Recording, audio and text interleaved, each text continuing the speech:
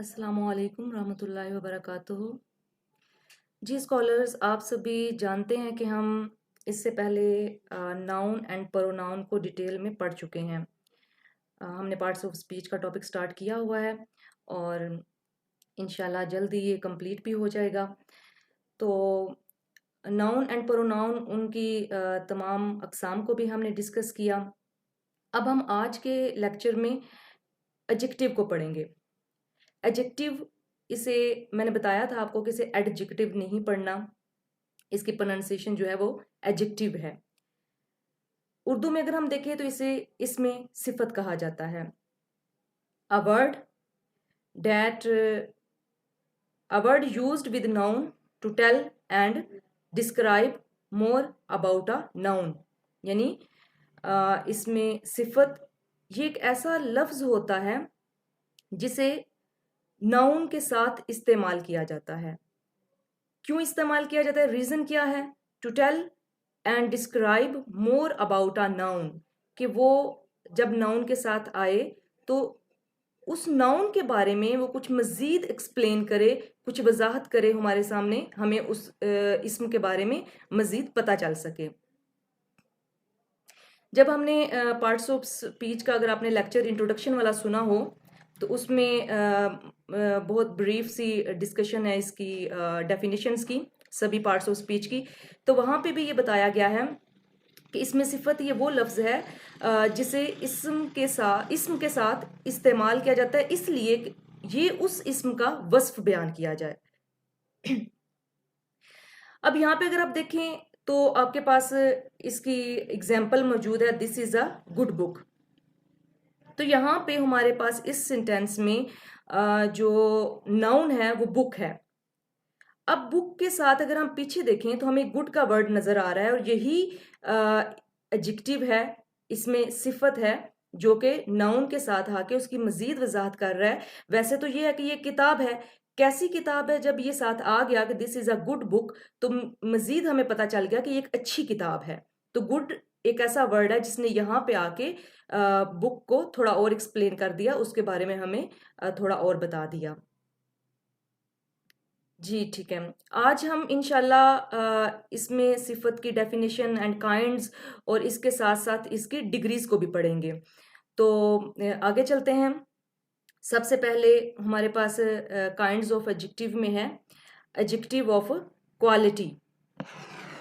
जब हमने जिस लेक्चर की मैं अभी बात कर रही थी, इंट्रोडक्शन का लेक्चर जो है, वहाँ पे ये बताया गया था कि इसमें सिफत जो है ये किसी लफ्ज़, किसी इस्म, किसी नाउन की या तो खुसूसियत को बयान करता है या फिर उसकी मिकदार को या फिर उसकी तादाद को शो करता है। ये तीन इसकी जो है स्पेसिफिक करके इसके बारे में 3 पॉइंट बताए गए थे। यहाँ पे जब हम इसकी काइंड्स की बात करते हैं तो हमें यही फर्स्ट 3 इसकी जो काइंड्स हैं वो नजर आती हैं। यानी सबसे पहले है एडजेक्टिव ऑफ क्वालिटी, ऐसा इसमें सिफत जो नाउन की क्वालिटी के बारे में बताए हमें, यानी जिससे जब किसी सेंटेंस में एक ऐसा इसमें सिफत आ रहा हो जिससे हमें नाउन की किसी खसूसियत के बारे में पता चल रहा हो, नाउन के किसी वस्फ के बारे में पता चल रहा हो, तो वो एडजेक्टिव ऑफ क्वालिटी कहलाएगा। अगर यहाँ पे आप देखें इसकी डेफिनेशन में, तो अ word that shows the kind, state and quality of a person और थिंग, एक ऐसा लफ्ज जो शो करता है, पॉइंट आउट करता है, जाहिर करता है काइंड, स्टेट हालत एंड क्वालिटी और उसकी खूबी को किसी भी शख्स या किसी भी चीज की। मजीद इसे एग्जाम्पल के साथ समझ लेते हैं कि एडजेक्टिव ऑफ क्वालिटी क्या होता है। तो एग्जाम्पल है आपके सामने, he is an honest man. He is an honest man. अब यहाँ पे मैन हमारे पास नाउन है इस सेंटेंस में। मैन के साथ जब स्टार्ट में पहले एक एडजेक्टिव आ गया ऑनेस्ट, तो हमें पता चल गया कि ये आदमी जो है ये एक ईमानदार आदमी है। इससे हमें पता क्या चला, उस आदमी की क्वालिटी के बारे में पता चला। तो इसलिए इस सेंटेंस में हमारे पास एडजेक्टिव ऑफ क्वालिटी कौन सा वर्ड है? ऑनेस्ट। नेक्स्ट सेंटेंस में हम देखते हैं Karachi is a large city. Karachi एक बड़ा शहर है, तो ये उसकी स्टेट बयान हो रही है ना, उसकी हालत बयान हो रही है कि कैसा है वो, साइज में बड़ा है, एक वसी एरिया है। यहाँ पे इस सेंटेंस में लार्ज हमारे पास एडजेक्टिव ऑफ क्वालिटी है। तो हमें पता चला कि एडजेक्टिव ऑफ क्वालिटी वो वाला एडजेक्टिव है जिससे किसी भी चीज, किसी भी जगह, किसी भी शख्स की किसी खूबी के बारे में, किसी वस्फ के बारे में हमें पता चलेगा। अच्छा, यहाँ पे उस दिन थोड़ी डिस्कशन हमने की थी इस बारे में कि ये कॉन्सोनेंट वर्ड्स होते हैं और उनके साथ आ एन की डिस्कशन थी। तो यहाँ पे भी इसकी एग्जांपल आपके सामने है। एच जो है वो वॉल में नहीं आता, वो कॉन्सोनेंट वर्ड्स में आता है। और आप यहाँ पे देख सकते हैं कॉन्सोनेंट लेटर्स में से है एच, जबकि उसके साथ स्टार्ट में एन आया हुआ है। तो इसकी एक्सप्लेनेशन जो है वो हमने कर ली थी उस लेक्चर में। मज़ीद जब हम आर्टिकल्स को पढ़ेंगे, क्योंकि आ एन एंड दा जो है ये 3 आर्टिकल्स हैं। आर्टिकल्स के टॉपिक को जब हम डिस्कस करेंगे तो इंशाल्लाह हम मज़ीद इसको वजाहत के साथ पढ़ेंगे कि कहाँ पे कब एन आएगा और कब आ और कब दा का इस्तेमाल किया जाएगा। ठीक है स्कॉलर्स जी। नेक्स्ट है हमारे पास सेकंड इसकी जो काइंड है एडजेक्टिव की, वो है एडजेक्टिव ऑफ क्वांटिटी। क्वांटिटी ये कहते हैं मिकदार को, यानी ऐसा इसमें सिफत जो हमें इस्म की मिकदार के बारे में बताए, तो उसको एडजेक्टिव ऑफ क्वांटिटी कहेंगे। कैसे, ये हम देख लेते हैं, पढ़ लेते हैं इसे। A word that shows how much of a thing is मेंट।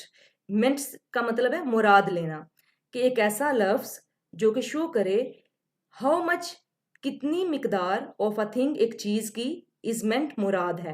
यानी एक जुमला है, उसमें किसी चीज का जिक्र आया है और उसके साथ कोई ऐसा लफ्ज आ गया है जो कि उस चीज की मिकदार को शो कर रहा है कि कितनी चीज यहाँ पे मुराद है, तो वो लफ्ज हमारा एडजेक्टिव ऑफ क्वांटिटी होगा।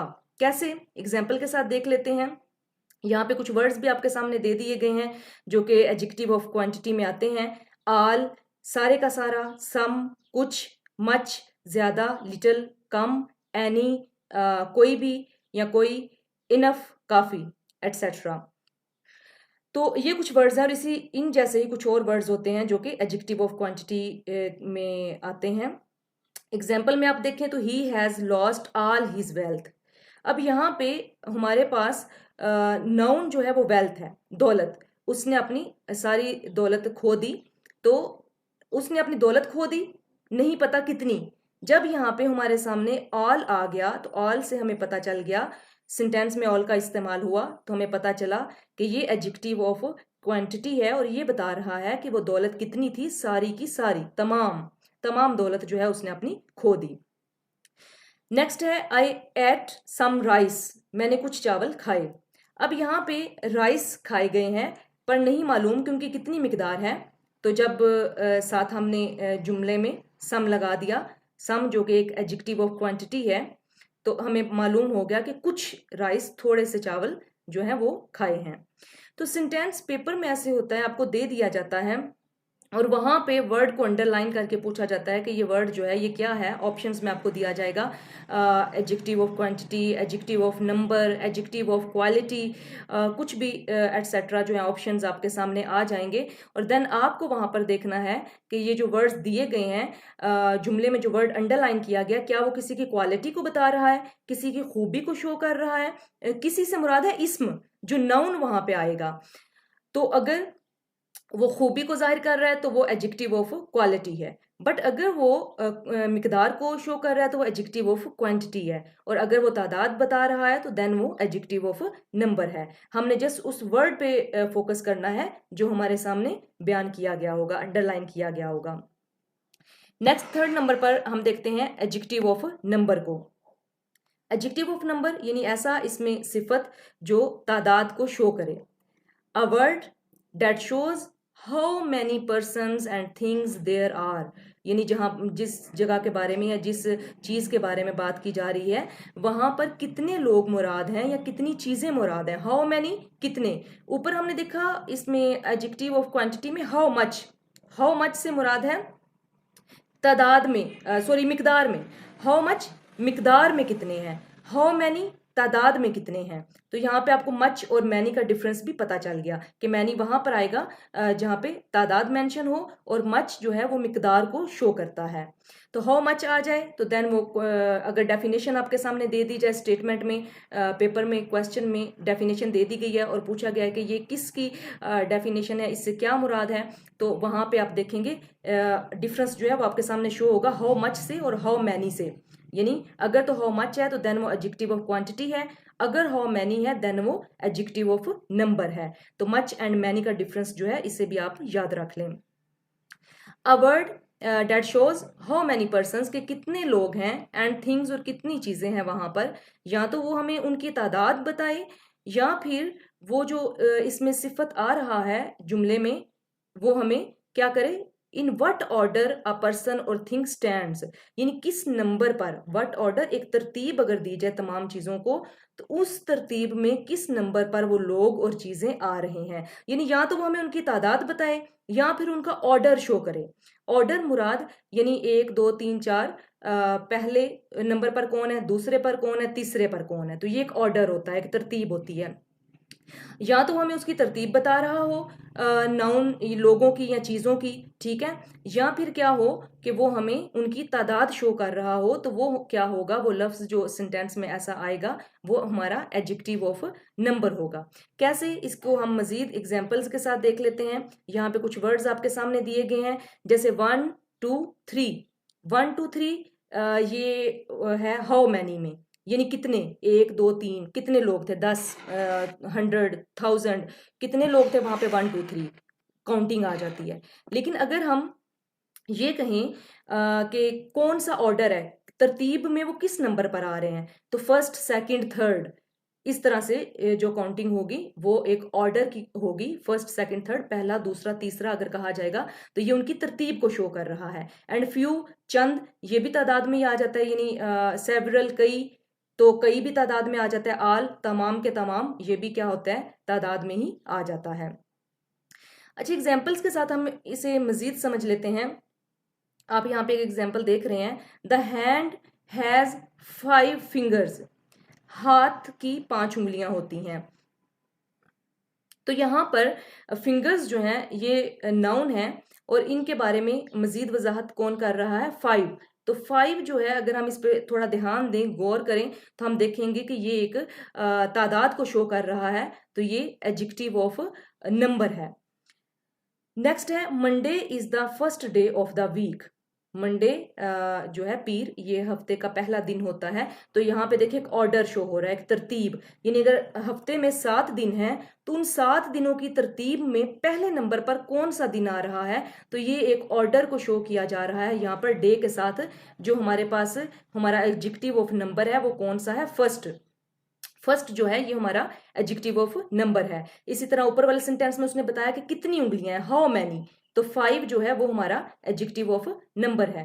थर्ड सेंटेंस को भी देख लें। थर्ड सेंटेंस है, few cats like cold water. तो यहाँ पे कुछ चंद बिल्लियों की बात की जा रही है। तो फ्यू जो है वो नाउन से यानी कैट्स से पहले आया है, और इससे मुराद भी तादाद को शो करना है। अच्छा स्कॉलर्स, एक चीज आप याद रख लें, जो एडजेक्टिव होगा चाहे वो किसी भी किस्म का हो, नंबर हो, तादाद हो, या फिर वो मिकदार हो, खूबी को बयान कर रहा हो, कोई भी किसी भी टाइप का कोई एडजेक्टिव है, हमेशा वो नाउन से पहले आएगा। ये बात याद रख लें। यानी जुमले में आपने कैसे ढूंढना है कि कौन सा एडजेक्टिव है, तो नाउन के साथ आपको दिखेगा और नाउन से पहले दिखेगा। जब हमने इसकी डेफिनेशन पढ़ी है, अगर आपने थोड़ा सा ध्यान दिया हो इसकी डेफिनेशन में, तो हमने ये पढ़ा, अ वर्ड यूज्ड विद नाउन। ये जो यूज्ड विद नाउन है ना, इसको आप अपने माइंड में बिठा लें। यही पॉइंट है जो हमें एडजेक्टिव की सेंस देता है, हमें बताता है कि एडजेक्टिव होता कौन सा है। यानी अगर एक हमारे सामने एक जुमला लिखा हुआ है तो उस जुमले के अंदर कौन सा वर्ड है जो एडजेक्टिव होगा, ठीक है, तो वो कोई सी भी टाइप हो एडजेक्टिव की, लेकिन वो कहाँ पर होगा, वो नाउन के साथ होगा, यूज्ड विद नाउन, नाउन से अलग कहीं दूर नहीं होगा जुमले में। ठीक है, क्लियर है ये पॉइंट। मैम ये एडजेक्टिव जो है, नेक्स्ट है डिमॉन्स्ट्रेटिव एडजेक्टिव। डिमॉन्स्ट्रेटिव एडजेक्टिव इसके बारे में यानी ये एक ऐसा इसमें सिफत है जो कि इशारा कर रहा हो किसी चीज की तरफ, किसी चीज को पॉइंट आउट कर रहा हो, किसी चीज को यानी बहुत सी चीजें हैं और उनमें से हम किसी एक चीज के बारे में बात करना चाह रहे हैं तो हम उसको पॉइंट आउट करके बात करें कि ये वाली वो चीज है या ये वाला वो लड़का है, ये लड़की है। तो ऐसा करके जब हम बात करेंगे उसके लिए जो वर्ड्स जुमले में इस्तेमाल किए जाएंगे, जो अल्फाज, वो हमारे डिमॉन्स्ट्रेटिव एडजेक्टिव होंगे। डेफिनेशन देखते हैं। A word that shows which और वट थिंग इज मेंट, यानी कौन सी और क्या चीज इज मेंट मुराद है। एक ऐसा लफ्ज जुमले में जो शो करे, जो पॉइंट आउट करे विच कौन सी और वट क्या चीज मुराद है। इसके लिए कौन से अल्फाज हैं जो इस्तेमाल किए जाते हैं, डिमॉन्स्ट्रेटिव एडजेक्टिव्स कहलाते हैं। वो है दिस, दैट। दिस जो है ये तो आप जानते होंगे, करीब के लिए होता है और वाहिद के लिए होता है, सिंगुलर के लिए। डैट ये वो यानी दूर के लिए होता है और ये भी सिंगुलर के लिए होता है। दीज ये करीब के लिए होता है और इसका मीनिंग होता है ये, और ये होता है प्लूरल के लिए, जमा के लिए, ज्यादा लोगों के लिए, ज्यादा चीजों के लिए बोला जाता है। एंड दोज जो है ये दूर के लिए होता है और ये ज्यादा लोगों के लिए, ज्यादा चीजों के लिए बोला जाता है। तो दिस, डैट, दीज, दोज ये क्या है, एटसेट्रा, इसी तरह के और कुछ वर्ड्स भी हैं, ये हमारे डिमॉन्स्ट्रेटिव एडजेक्टिव्स होते हैं। एग्जाम्पल्स के साथ इसको समझ लेते हैं। This boy is stronger then Javed. एक बात हमने अभी पढ़ी कि जो एडजेक्टिव होगा वो नाउन से पहले होगा। अब देखिए यहाँ पे इस सेंटेंस में बॉय नाउन है और दिस जो कि एक डिमॉन्स्ट्रेटिव एडजेक्टिव है वो कहाँ पे प्लेस कर रहा है बॉय से, बताएं जी, बॉय से पहले। तो एक तो इसकी ये वो कह लें कि अलामत है कि ये कहाँ पर होता है, नाउन से पहले होता है, नाउन के साथ ही होता है। और दूसरा ये है कि हमें ये देखना है कि यहाँ पे कौन सा एडजेक्टिव मुराद है। तीन हम ऊपर पढ़ चुके हैं, तादाद, मिकदार एंड क्वालिटी। और अभी जो है हम ये पढ़ रहे हैं ऐसा जो कि किसी को पॉइंट आउट करे, जो किसी को बताए कि कौन सी चीज यहाँ पर मुराद है।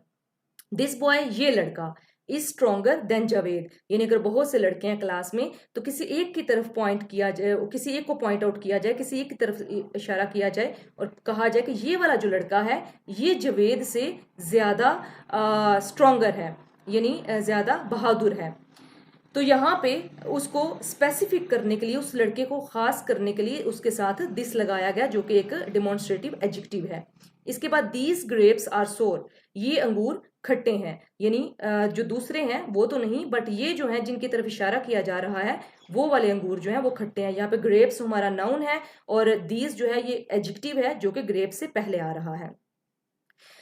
अच्छा, हमने डिमॉन्स्ट्रेटिव एडजेक्टिव्स पढ़े। इसी तरह अगर आपको याद हो तो हमने डिमॉन्स्ट्रेटिव प्रोनाउंस भी पढ़े थे, याद है। जो डिमॉन्स्ट्रेटिव एडजेक्टिव होते हैं, हमने अभी ऊपर डेफिनेशन जब पढ़ी है एडजेक्टिव की तो एक बात मैंने आपको बयान की कि आप लोग ये याद रखें यूज्ड विद नाउन, ठीक है, कि एडजेक्टिव जो होगा वो हमेशा कहाँ पर आएगा, नाउन के साथ आएगा। यहाँ पे हमने देखा दिस, डैट, दीज, दोस कुछ भी आ जाए वो कहाँ पे आएगा, नाउन के साथ आएगा। बट जब हम डिमॉन्स्ट्रेटिव प्रोनाउंस देखते हैं तो वो नाउन के साथ नहीं आते। दिस इज अ बुक, अब देखिए बुक कहाँ पर है और दिस कहाँ पर है, ठीक है। अभी किसी ने आप में से ही ये जुमला बोला है यहाँ पर दिस इज अ बुक, तो आप लोग नोट करें जरा बुक कहाँ पर है और दिस कहाँ पर है। वहां पर वो क्या है, दिस वो नाउन के साथ मौजूद नहीं है, उसके फौरन बाद क्या है, हेल्पिंग वर्ब आया है, इज आया है, दिस इज अ बुक। तो हमें कैसे पता चलेगा कि दो दिस आ रहे हैं, दो सेंटेंसेस हमारे सामने मौजूद हैं। हमने ये डिफ्रेंशिएट करना है, ये फर्क करना है हमने इनमें से कौन से वाला सेंटेंस है जिसमें दिस डिमॉन्स्ट्रेटिव प्रोनाउन है और कौन से वाला सेंटेंस है जिसमें दिस डिमॉन्स्ट्रेटिव एडजेक्टिव है। हम क्या करेंगे, हम देखेंगे कि दिस के बाद क्या आ रहा है, यानी दिस, दीज, दोस कुछ भी हो। ये जस्ट मैं आपको समझाने के लिए भी दिस बोल रही हूँ, कोई सा भी ये वर्ड हो सकता है। तो उसके बाद आपने ये देखना है अगर तो हेल्पिंग वर्ब आ रहा है तो आपने फौरन से समझ जाना है विदाउट एनी डिले।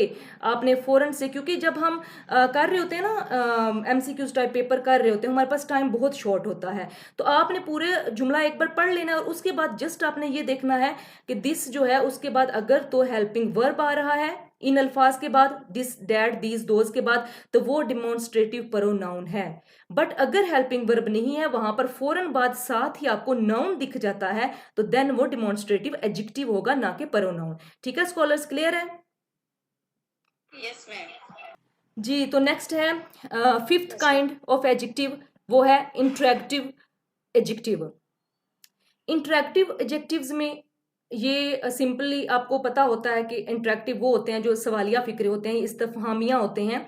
तो ऐसे तमाम अल्फाज जो किसी भी जुमले में उसको सवाल बना रही हों, उस जुमले को सवालिया बना रही हों, एक सवाल पूछा जा रहा हो, तो वो हमारा इंटरेक्टिव होगा।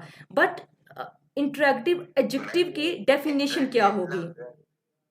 जी मैम ये लफ्ज इंटरेक्टिव, हम इसकी डेफिनेशन को देखते हैं। A word that is used with noun to ask question, एक ऐसा लफ्ज जो नाउन के साथ इस्तेमाल हो और वो क्या कर रहा हो, जुमले में जुमले को सवालिया बनाने के काम आ रहा हो, जुमले में किसी सवाल का पूछा जा रहा हो, तो वो क्या होगा, हमारा इंटरेक्टिव एडजेक्टिव होगा। अच्छा, यहाँ पे एग्जाम्पल है, व्हाट टाइम इज इट। तो यहाँ पे आप देखें कि व्हाट जो है वो हमारा इंटरेक्टिव एडजेक्टिव है। हुज पेन, तो हुज जो है वो इंटरेक्टिव एडजेक्टिव है। अच्छा, यहाँ पर भी आप लोगों से एक क्वेश्चन है, हमने इंटरेक्टिव प्रोनाउंस भी पढ़े और अब हम इंटरेक्टिव एडजेक्टिव्स भी पढ़ रहे हैं। तो वहां पर भी हमने व्हाट, विच, होज, हो वगैरह पढ़ा, एंड यहाँ पर भी सेम वर्ड्स हैं। तो कैसे पता चलेगा कि इनमें क्या डिफरेंस है? कोई बताया आप में से? जी, अगर तो इंटरेक्टिव प्रोनाउन होगा, देन हमें वहां पर व्हाट, विच, होज के बाद हमें हेल्पिंग वर्ब दिख रहा होगा, ना कि नाउन। इसकी डेफिनेशन में अगर आप देखें तो डेफिनेशन में ही आपको पता चल रहा है, पॉइंट आउट हो रहा है कि अ word that is used with noun, यानी एक ऐसा लफ्ज जो नाउन के साथ इस्तेमाल हो और वो जुमले को सवालिया बना दे। तो हमने ये ध्यान रखना है कि नाउन के साथ आ रहा है या नहीं आ रहा। अगर तो नाउन के साथ नहीं आ रहा, देन वो क्या होगा हमारा, बोलें, इंटरेक्टिव प्रोनाउन। एंड अगर नाउन के साथ आ रहा है, अगर नाउन के साथ आ रहा है, देन वो इंटरेक्टिव एडजेक्टिव होंगे। अगर वो नाउन के साथ नहीं आ रहे, हेल्पिंग वर्ब आ रहा है, तो देन वो क्या होगा, इंटरेक्टिव प्रोनाउंस। तो ये डिफरेंस आपने अच्छे से याद रखना है। यहाँ से हमारी रिवीजन भी हो गई है जो हमने नाउन प्रोनाउंस को पढ़ा था। लास्ट एंड जो 6 नंबर पर है हमारे पास, वो है पोजेसिव एडजेक्टिव। पोजेसिव एडजेक्टिव यानी ऐसा एडजेक्टिव जो जुमले में मलकियत को शो करे, किसी की जिस नाउन के बारे में बात हो रही है, जिस चीज के बारे में बात हो रही है, वो किसी की मलकियत में हो, और ऐसे वर्ड जो उस मलकियत को शो करें, वो क्या कहलाएंगे, पोजेसिव एडजेक्टिव्स कहलाएंगे। जैसे यहाँ पर आपके सामने है, माय, मेरा, आर, हमारा, योर, तुम्हारा, हर, उसका, हिज, उसका, एटसेट्रा। ऐसे तमाम वर्ड्स जो हैं वो मलकियत को शो करते हैं, तो वो पोजेसिव एडजेक्टिव्स कहलाते हैं। और फिर से वही बात, क्या पॉइंट आपने याद रखना है, यूज्ड विद नाउन, ये आपने चीज याद रखनी है, और हर डेफिनेशन में आपको ये चीज नजर आ रही है। एडजेक्टिव की जो क्वालिटी है ना, अच्छा पेपर में ये क्वेश्चन इस तरह से भी आता है, यानी कोई डेफिनेशन नहीं, कोई एग्जाम्पल नहीं, जस्ट आपसे ये पूछ लिया जाता है कि which part of speech is used with noun, यानी कौन सा पार्ट ऑफ स्पीच है जो कि लाजिम है, जरूरी है कि वो नाउन के साथ ही आए। ये स्टेटमेंट ऊपर पूछ ली जाती है, और ऑप्शन में, बल्कि ये क्वेश्चन आ भी चुका है किसी पास्ट पेपर में, और ऑप्शन में ये कहा जाता है adjective, pronoun, verb, adverb, etcetera. तो वहां पे आपने याद रखना है कि यूज्ड विद नाउन कौन होगा, एडजेक्टिव होगा। ठीक है, क्लियर है जी? यस। अभी यहाँ पे एग्जांपल्स देख लें इसकी। My house is beautiful, your car is out of order. Out of order ये एक इडियम है, और इसका मतलब होता है खराब हो जाना। तो कोई सी चीज़ भी, कोई भी मशीनरी जो है खराब हो जाए, वॉशिंग मशीन हो या कोई सी भी और मशीनरी हो, गाड़ियां वगैरह, तो हम उसके लिए आउट ऑफ ऑर्डर को यूज़ कर सकते हैं कि ये खराब हो गई है, आउट ऑफ ऑर्डर हो गई है। तो यहाँ पे जो हम पढ़ रहे हैं एडजेक्टिव को, उसके बारे में आप समझ लें। आप देखें यहाँ पे हाउस से पहले क्या आया है, पोजेसिव एडजेक्टिव। कार से पहले क्या आया है, possessive adjective. House and car हमारे नाउन्स हैं, और इनके साथ पोजेसिव एडजेक्टिव आए हैं जो कि डेफिनेशन में है कि यूज्ड विद नाउन। तो माय हाउस मेरा घर, योर कार तुम्हारी कार। ठीक है,